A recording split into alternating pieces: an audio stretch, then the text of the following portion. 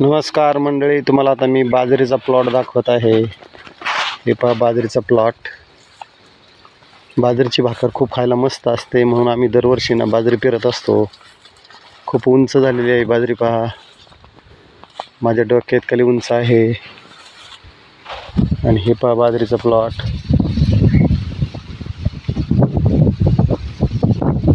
कसा वाटतोय प्लॉट मित्रांनो?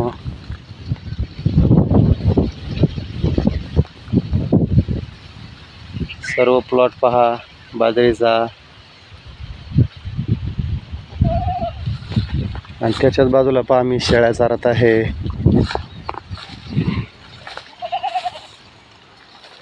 पहा हे टणटणीचे झाडं खूप आहेत आणि शेळी फार आवडीने खात आहे टणटणीचा पाला. खूप आवडीचं खाणं आहे त्यांचं टणटणीचा पाला.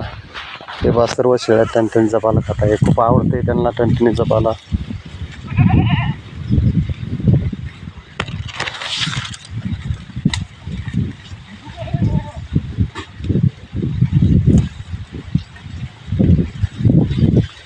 आणि जवळच समोर आमची नदी आहे बरं का. ही समोर दिसतंय ना, ही घोड नदी आहे. आता पाऊस झालेला आहे, तिला भरपूर पाणी आलेलं आहे. तर शेळ्यांना मित्रांनो हे असा ना हिरवा चारा लागतो पहा खायला. असा हिरवा चारा असला का शेळ्यांना चमक वगैरे चांगली राहते. काही जणांनी मला विचारलं की शेळ्यांना आमच्या चमक येत नाही. तर मित्रांनो एका जागेवरती बांधून आहे ना शेळ्यांना चमक येत नाही. त्यांना आहे ना असं शेतामध्ये थोडंफार फिरायला न्यावं लागतं. हे पहा आपल्या शेळ्यांना कशी चमक दिसते. तर त्यांना आहे ना असं शेतामध्ये ना फिरायला न्यावं लागतं. त्यांना असं मोकळं वातावरण पाहिजे, मग त्यांना आहे ना बरं वाटतं. तर हे पहा कशा मस्त शेळ्या चरत आहे. आणि टणटणीचा पाला आहे ना खूप आवडीनं खातात त्या.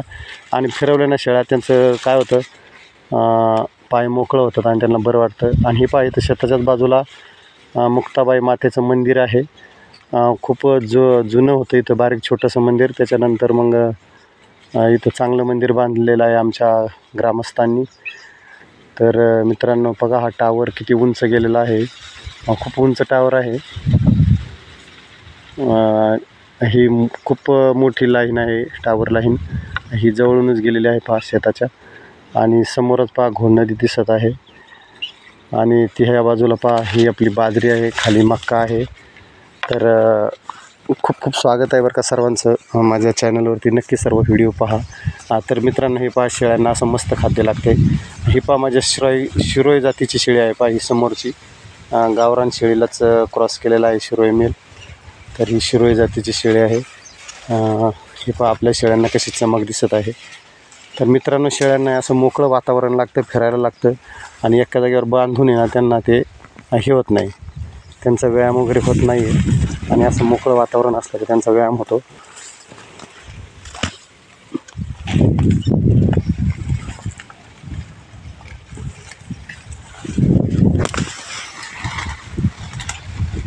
तर पहा मित्रांनो त्यांना आहे ना मी सकाळी आज 8 वाजता चरायला सोडलेले आहेत. तर कसं वातावरण कसं आहे पहा ना, मस्त फ्रेश हिरवंगार निसर्ग दिसतोय सगळा. किती छान वातावरण वाटते पहा.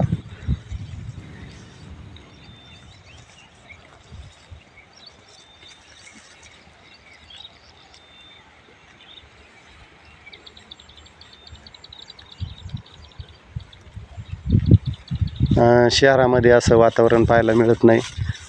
तर शहरातली आपली मित्रमंडळींना गावाकडच्या वातावरणाचं खूप आकर्षण वाटतं असतं. त्यांना वाटतं फिरायला जावं शेतामध्ये वगैरे. खूप छान वाटतं त्यांना शेतामध्ये आल्यावर फिरायला. तर ही पहा कशी इथं बाजरीचा प्लॉट आहे, त्याच्या खाली पहा मक्याचा प्लॉट आहे. सगळा कसा हिरवागार परिसर आहे पहा. आणि शेळ्या किती मस्त चरत आहे पहा. आता मी सकाळी 8 वाजता शेळ्या सोडलेल्या आहेत. तरी पण सकाळच्या स्प्रेडमध्ये सुद्धा शेळ्या चांगल्या चरत आहे पहा. काही उभ्या राहिल्यात, काही चरतात, काही बसल्यात.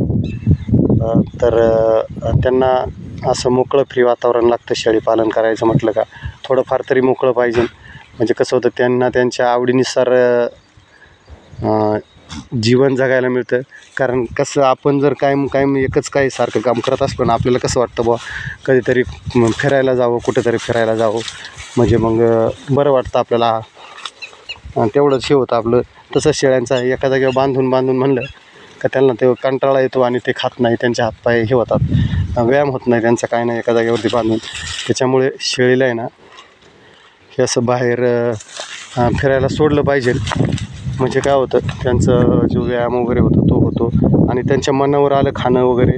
कारण कसं रानामध्ये ना अनेक प्रकारच्या वनस्पती असतात आणि अनेक प्रकारच्या वनस्पती असल्यामुळं काय होतं, अनेक प्रकारचे झाडपाला तर ते खात आहे आणि मग त्याच्यामुळं काय होतं, त्यांची पचनशक्ती वगैरे आणि अनेक प्रकारच्या औषधी वनस्पती आहेत शेतामध्ये, त्या शेळ्या त्यांचा पाला खात आहे. त्याच्यामुळे त्यांची चमक वगैरे, शरीर, पचनशक्ती चांगली होते आणि शेळ्या चांगल्या मस्त होतात. आणि एका जागेवर बांधून असलं का काय होतं, त्यांचं हे होत नाही. जागेवरती बांधून कसं आपला मोजकाच चारा आला, आपण मेथी घास वगैरे असं टाकतो त्यांना, किंवा शेवरीचा पाला वगैरे. दररोज तेच खाणं असतं. आपल्याला कसं वेगळं वेगळं जर खाणं, दर दिवस आपण तेच खाणं खाऊ शकत नाही, कंटाळा येतो आपल्याला, काहीतरी वेगळं लागतं. मग तसं शेळ्यांचं आहे, त्यांना पण सारखं तेच खाणं जमत नाही, त्यांना पण वेगळं वेगळं खाणं लागतं.